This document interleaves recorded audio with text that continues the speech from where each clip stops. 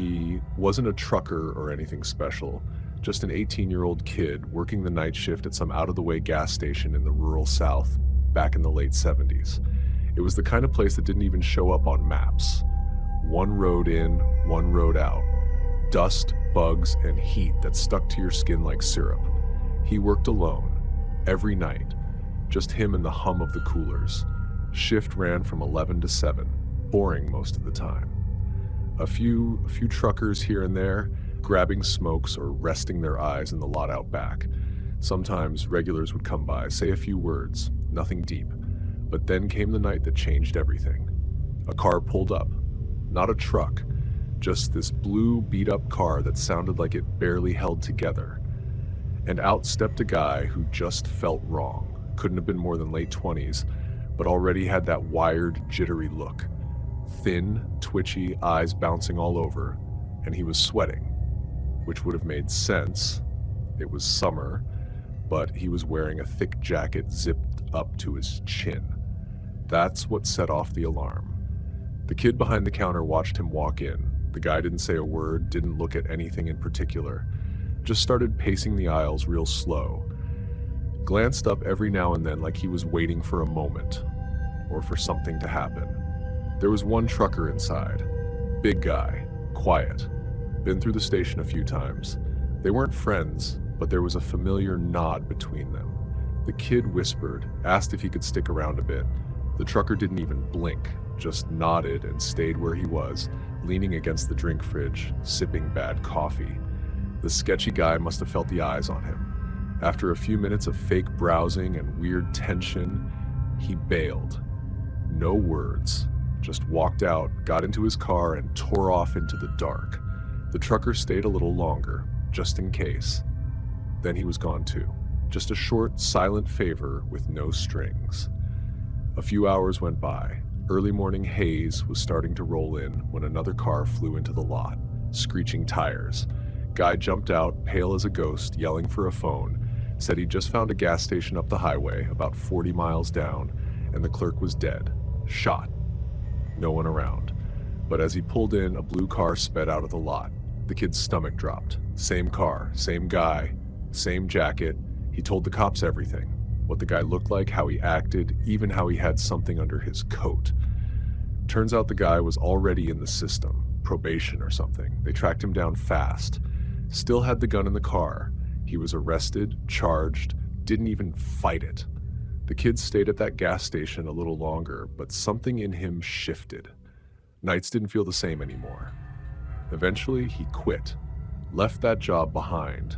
He never saw the trucker again. No name, no way to reach him. Just a man who stuck around long enough to keep something terrible from happening. Most people wouldn't remember a night like that. But for the kid working that shift, it was the reason he got to grow up.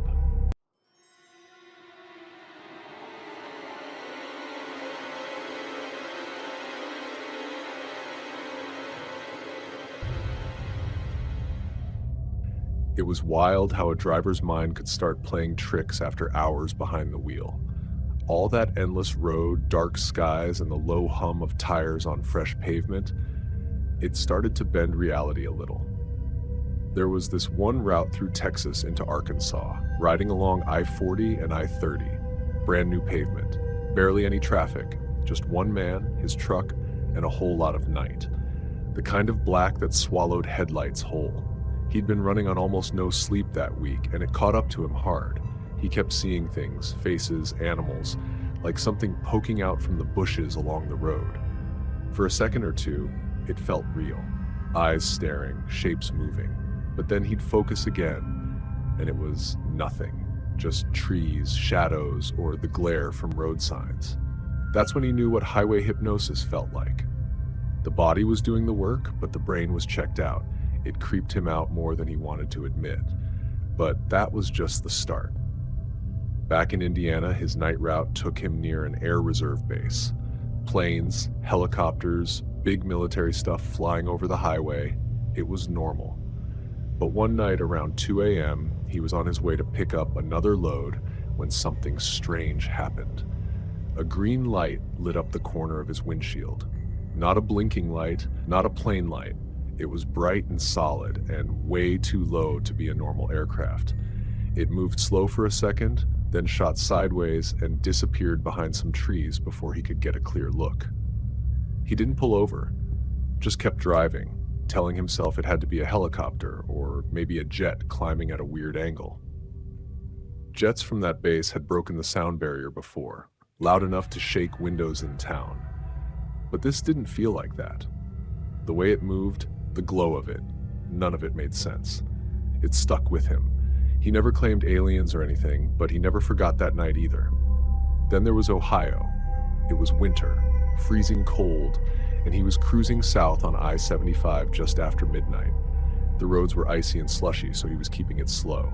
Up ahead, he spotted a compact car, maybe a Cobalt, coming down the on-ramp, trying to merge onto the northbound side. As soon as it hit the curve, it lost traction. The car went sideways, slid off the ramp, dropped 6 feet down onto the shoulder of the interstate, landed on all 4 wheels like a cat, spun a full 360, and then, like it was the most normal thing in the world, merged into traffic. He thought he'd lost his damn mind. But then the CB exploded. Did you see that? Holy shit, that car just flew. No way that guy's still driving like nothing happened. Everyone on the channel was freaking out. It felt like watching a glitch in the real world, like someone hit rewind, then fast-forwarded. 1 second it was a full-blown crash, the next it was just business as usual. Whoever was behind the wheel of that car either had nerves of steel or they were too stunned to realize what had just happened. That wasn't some brain trick. That wasn't a UFO. That was real. Just raw, batshit crazy luck. Trucking had its quiet nights, sure. But every now and then, it tossed out something so strange, so ridiculous, that it burned itself into the back of your mind forever.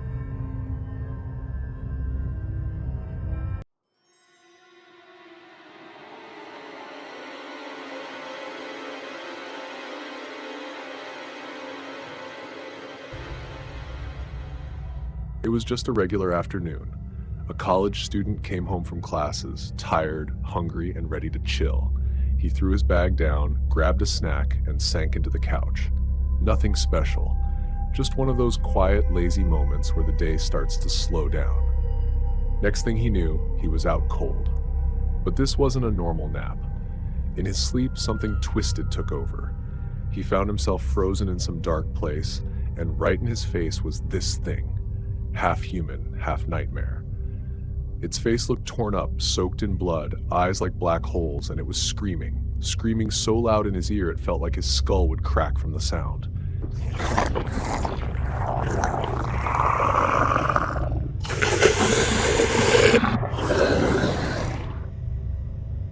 It didn't speak words, it just shrieked.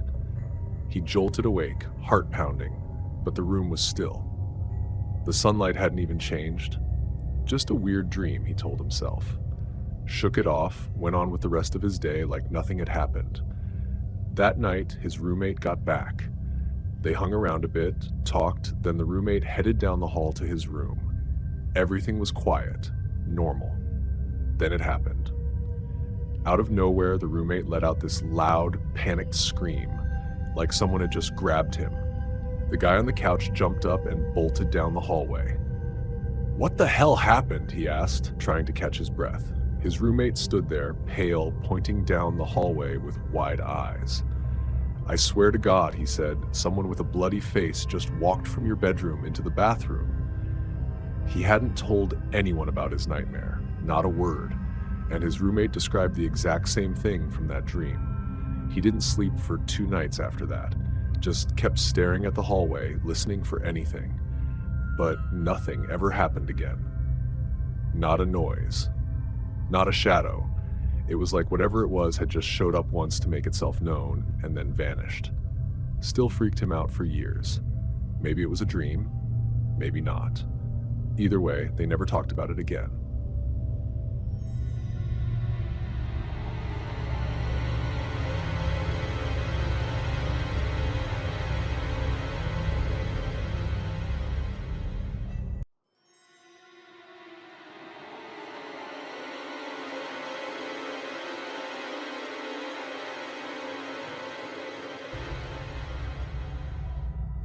It was around 2 a.m., that dead hour where the world feels like it's holding its breath. Three guys were rolling through Texas in an old Ford van, heading east from Laredo to Baton Rouge. Long haul ahead, but nothing they hadn't handled before. The driver had the window cracked just a little, the road noise humming low under the music. His two buddies were half asleep, slouched in their seats with jackets pulled up like makeshift blankets. Just outside Laredo, there's a stretch of highway that feels like it was forgotten by time. 50 miles of pitch black nothing. No gas stations, no street lights, no houses. Just empty land and sky that your headlights barely seem to reach the end of the asphalt. He was in the right lane, rolling steady, when he came up on a big truck moving slower than usual. He signaled and eased into the left lane to pass. No hurry, just keeping it smooth. The truck was long, maybe hauling something heavy. As he crept up beside it, something in his peripheral vision snapped him wide awake. The truck jerked hard toward the shoulder, a sharp, sudden swerve like the driver had seen something. And then he saw it too, right there in the middle of the highway. A person, a full-grown adult, standing dead still and walking across the road like they didn't even see the traffic, dressed head to toe in white pants, white shirt. Even the face looked pale like chalk, with arms folded across the chest and eyes shut. Not like blinking shut, fully, peacefully closed. There wasn't even time to think. He yanked the wheel left hard, tires screaming just enough to feel the road fight back. The passenger side mirror missed that figure by maybe a foot. Maybe less. He couldn't say for sure, just that the face, those shut eyes, are burned into his mind like a flashbulb photo. 1 second it was there, then it was gone. The van settled back in the lane, engine humming like nothing happened, but his heart felt like it was stuck somewhere in his throat. The other two guys sat up, confused, rattled from sleep. "Did we just hit something?" "No," he said, still staring straight ahead, "but we almost did." Behind them, the truck kept moving, never stopped. Probably scared the hell out of that driver, too. They didn't see another soul on that road for the rest of the night. No broken down cars, no walkers, nothing. Just that long black highway and three guys too shaken to speak. Whatever it was, it didn't belong out there.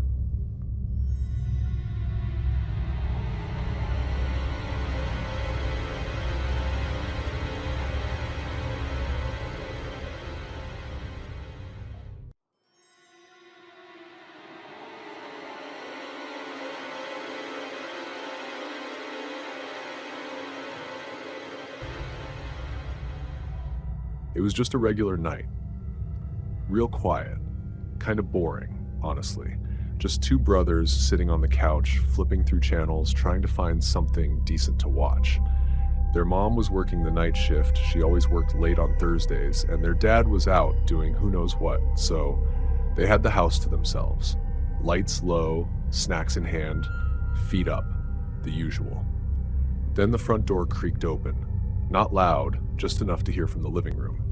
Their dad pushed it open a bit, just stuck his head in and said, "Hey." Both brothers turned around and, in that automatic way kids do, just said, "Hey, back." And then door shut. Nothing weird. That's just how he is. Comes in, quick greeting, doesn't linger. About 30 seconds later, literally seconds, not minutes, the door opens again. Different guy this time. Not their dad, but kind of gave off the same vibe, like he was chill, like he belonged. He looked right at them and said, "Hey." They both looked over from the couch and went, "Hey." Again. Like, okay, cool. Maybe one of Dad's friends. He didn't say anything else, just shut the door like he lived there. Neither of them made a big deal about it right away. I mean, it didn't feel creepy right off the bat, just felt like someone who knew the place. But 5 minutes later, things started to feel off. One of the brothers got up, wandered into the kitchen, probably looking for a drink or just to see what was going on. Their dad was in there, just doing something by the stove, looked like he was making some late dinner or reheating leftovers. And right then, something clicked. Like, "Wait, where's the other guy?" So the kid goes, "Hey, who was that guy who came in with you?" And his dad just turns and looks at him like real confused, like he's trying to figure out what the hell he's talking about. Dad goes, "What guy?" "The guy who walked in after you," the kid says, starting to feel weird saying it out loud. Then the dad kind of stops what he's doing, just looks at his son, serious now. "I came home alone." The room got quiet, heavy, like something dropped but no one saw it fall. You know that feeling? Like the air changes. The kid stood there just blinking. "No, you didn't," he said. "Some guy came in right after you. He said, 'Hey.' We both saw him." And now the dad's really staring, like maybe his kid's messing around, but there's something in his face too, maybe just a hint of concern, like maybe this isn't a joke. They both went into the living room again. His brother was still on the couch, but he looked off too, just quiet, kind of pale, like he hadn't moved since that second hello. The kid sat down beside him and said, "You saw that guy too, right?" His brother just nodded. Didn't say much, didn't need to. His face said it all. The weirdest part? The guy didn't look normal. He looked kind of off. Real pale, not like a little pale white. And his hair, it was bright white too, like someone who bleached it 5 times or just aged 100 years in one day. He didn't look scary at the time, but now thinking back on it, he didn't look alive either. They searched the house. Every room, nothing, no one.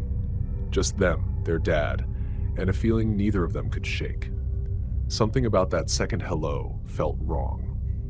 Like it wasn't meant to happen, like it was never supposed to be heard. And for years after, both brothers remembered that man's face, clear as day, pale skin, white hair, that quiet hey, and no explanation. Ever.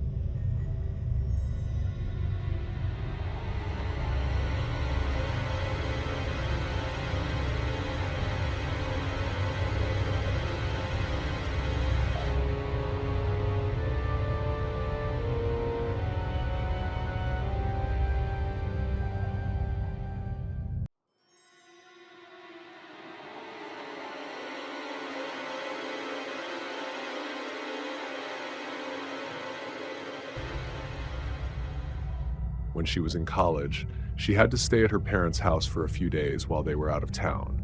Just her and the dog in that big, quiet house. At first, it sounded nice. Free food, her own space, no roommates slamming doors at 2 a.m. But the second night in, things got weird.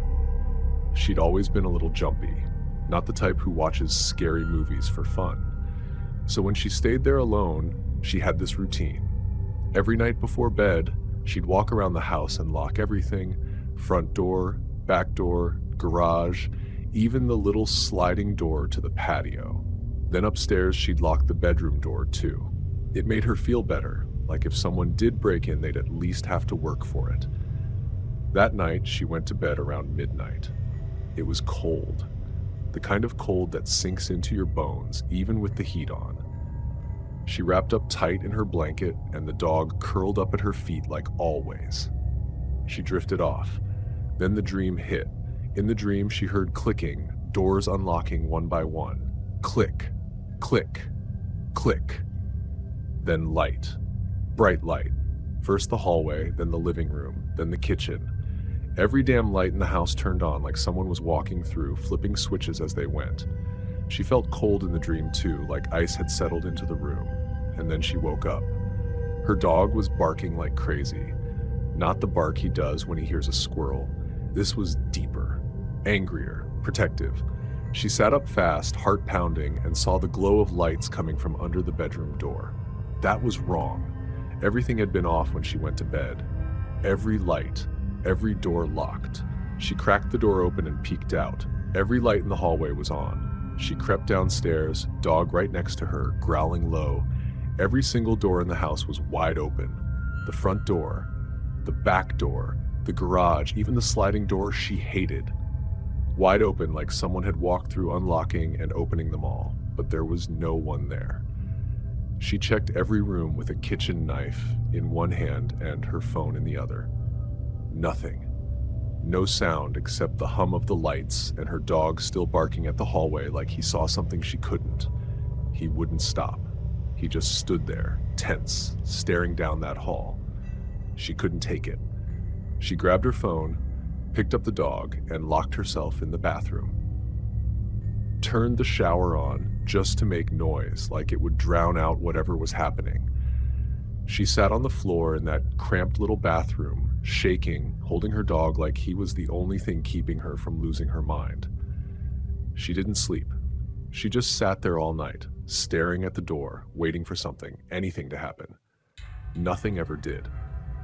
But that feeling, the silence after the barking stopped, the way the lights buzzed a little too loud, it stuck with her. She never figured out what happened that night, but she never stayed in that house alone again.